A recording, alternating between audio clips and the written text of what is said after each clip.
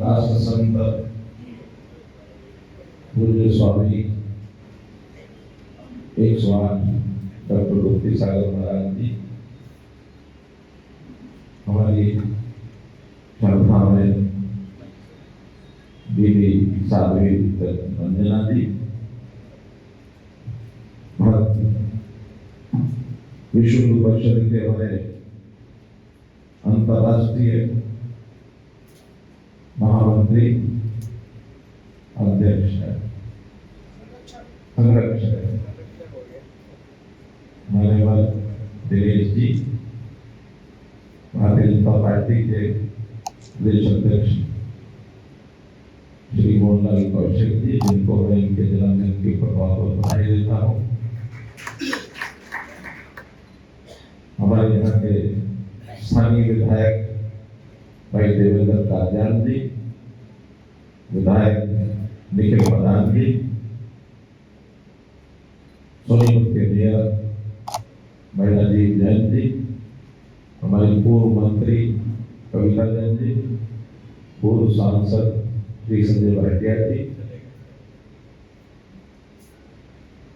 मुक्ति धाम ट्रस्ट के हमारे अध्यक्ष यूसी जैन जी, कार्यकारी अध्यक्ष एसके जैन जी, केंद्रीय मंत्री विश्व हिंदू परिषद के अशोक तिवारी जी, आप सबको यहाँ आए हुए सभी सज्जन वृंद को मेरा प्रणाम। बहुत ही एक सुंदर अवसर है कि आज जब हम यहाँ राष्ट्र मंदिर निर्माण इस समारोह में उपस्थित हुए और इस मंदिर निर्माण की जो राष्ट्र मंदिर निर्माण का कल्पना की गई है, इसी को बहुत प्रसन्नता की अगली बात है कि राष्ट्र संत के दिग्दर्शन में उनकी प्रेरणा से इस संस्थान को शुरू किया जा रहा है और इस संस्थान देश की जो सर्वोच्च प्रशासनिक सेवाएं होती हैं, IAS है, IPS है, IFS है अथवा अन्य जितने भी ऐसी प्रशिक्षण की विधियां होती हैं, उन सबको प्रशिक्षण देने के लिए संस्थान जो शुरू हुआ है, ये आज की घटती आवश्यकता है।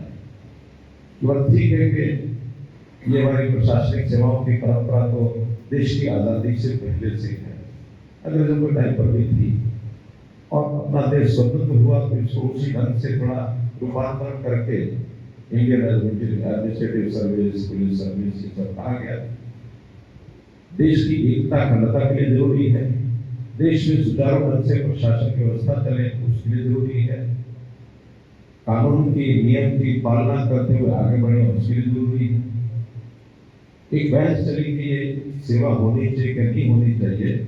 उस समय अपने देश के उस समय के गृह मंत्री सरदार वल्लभ भाई पटेल ने कहा था कि जो सेवाएं हैं देश की, राष्ट्रीय स्तर की प्रशासनिक सेवाएं, ये देश के लिए स्टील का ढांचा है, steel framework of the country.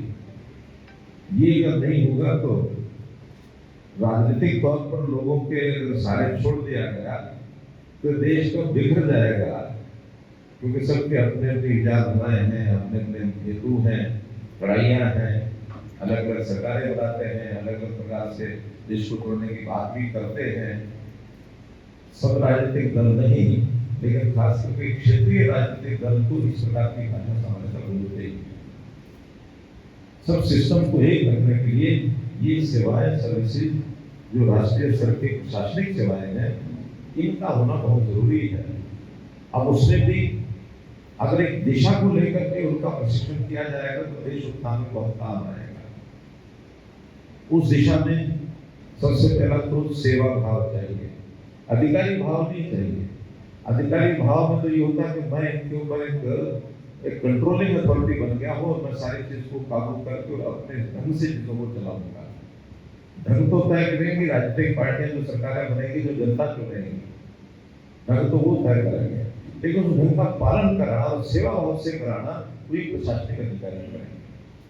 और इसमें कई कमियां भी बीच बीच में ध्यान में आती हैं, क्योंकि सारे अधिकार, प्रशासनिक अधिकार इन लोगों के पास होते हैं। बहुत से ऐसे स्वैच्छिक अधिकार भी होते हैं, जैसा चाहे वैसा करें, तो कुछ समस्याएं भी सामने आती हैं।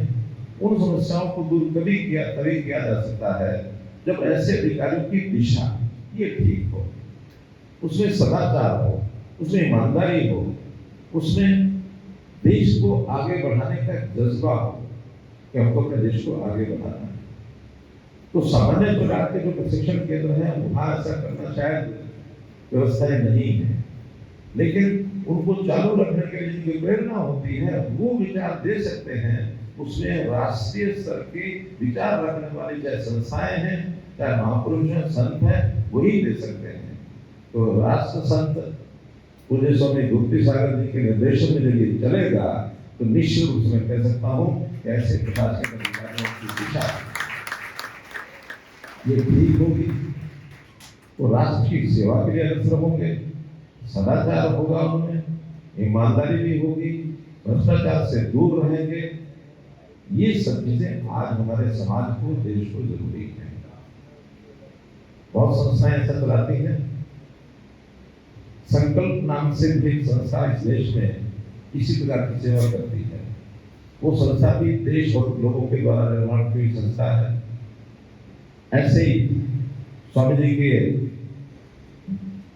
सानिध्य में ये जो राष्ट्र मंदिर कामयाब संस्थान इसी परिसर में चलेगा, इसी परिसर में चलेगा। तो निश्चित रूप से मेधावी छात्रों को आगे बढ़ने का अवसर मिलेगा और देश निर्माण में उनकी भूमिका तैयार करने का काम स्वामी जी के संस्थान के माध्यम से हो रहा है या होगा। मैं पूर्व में अग्रिम बधाई, अग्रिम एक प्रकार की पूर्व विद्यार्थियों के लिए शुभकामना और सारे समाज में से अच्छे लोग आगे बढ़ करके आए, यहाँ प्रशिक्षण लें और फिर उसके बाद अपनी परीक्षा पास करके लवासना जैसे संस्थान में, मंसूरी में जाकर के ट्रेनिंग लें। और ट्रेनिंग में भी बहुत से विषयों को सिखाए जाते हैं। वहाँ का जो प्रशिक्षण देने वाला जो भी वर्ग है उनको भी बहुत कुछ बताया जाता है कि किस प्रकार से यहाँ अच्छे संस्कार सिखाए जाए। उसका नाम है लवासना। लवासना यानी लाल बहादुर शास्त्री के नाम से संस्थान है। अब लाल बहादुर शास्त्री जी के नाम से क्यों रखा गया होगा, तो उसमें एक घटना मुझे ध्यान में आती है कि लाल बहादुर शास्त्री जी का जिनका जन्मदिन अभी 2 अक्टूबर को आ रहा है, तो उनके जीवन की एक घटना जब सुनेंगे तो लगेगा कि उनके नाम को कैसे सार्थक संस्थान कर रहा है।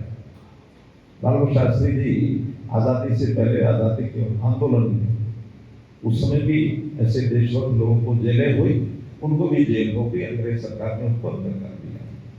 जब वो जेल में थे उस समय व्यवस्था बनती थी कि ऐसे लोग जो जेल में गए उनके परिवारों के कुशल दिन के लिए कुछ सहायता भी दी जाती थी। बहुत ऐसे समाज सेवी लोग थे जो सहायता देते थे। एक दिन उनको मिलने के लिए उनकी पत्नी जेल में जाती है, पूछते हैं कि घर परिवार कैसा चल रहा है, तो उनकी पत्नी कहती है अच्छा चल रहा है। एक सज्जन आते हैं, महीने के महीने 50 रुपए दे जाते हैं, हमारे घर के काम काज के लिए लगभग 40 रुपया खर्च हो जाता है, 10 रुपया बचा के मैं रख लेती हूँ ताकि कभी मौके पर काम आ सकता है। उन्होंने सुन ली, बात आई गई हो गई। कुछ दिन के बाद वो जो सज्जन उनके घर में सहायता देने जाते थे वो वहां पहुंचते हैं शास्त्री जी को मिलने के लिए। लाल बहादुर शास्त्री जी को मिले, उनका हालचाल पूछा, उनका हालचाल पूछा, दोनों बातचीत हो गई। लाल बहादुर शास्त्री जी ने उनका धन्यवाद किया कि आप मेरे घर में और परिवार ठीक से व्यवस्था चले, आप 50 रुपया हर महीने दे के आते हैं, आपका बहुत बहुत धन्यवाद और आभार है। लेकिन एक मेरी प्रार्थना है। उस प्रार्थना के समय थोड़ा वो भी गंभीर हुए और इन्होंने बड़ा सहज कह दिया शास्त्री जी ने कि देखिए मेरे घर का काम 40 रुपए में चल जाता है, अगले महीने आप 50 रुपए नहीं 40 रुपए देके आना, 50 मत देके आना। घटना बहुत सामान्य लगती होगी, लेकिन लाल बहादुर शास्त्री जी का जो दृष्टिकोण ध्यान में आया कि मेरा काम 40 में चल रहा तो मुझे 50 की सहायता क्यों चाहिए। अब समाज में अगर आज आप थोड़ा आगे नजर मारेंगे तो आज हर व्यक्ति ऐसा नहीं सोचता, क्या सोचता है कि 50 मिल रहे हैं, कोई आएगा तो 50 की बजाय आप 70 दे दो, 80 दे दो, मैं थोड़ा बचत कर लूंगा। ये भोगी और योगी इनका अंतर है। वैसे जो योगी पुरुष होते हैं त्याग और समर्पण की भावना से उनके जीवन में बहुत जो विषय होता है वो विषय ऐसे प्रशासनिक जो लोग होते हैं उनके मन में भी डालना ही चाहिए।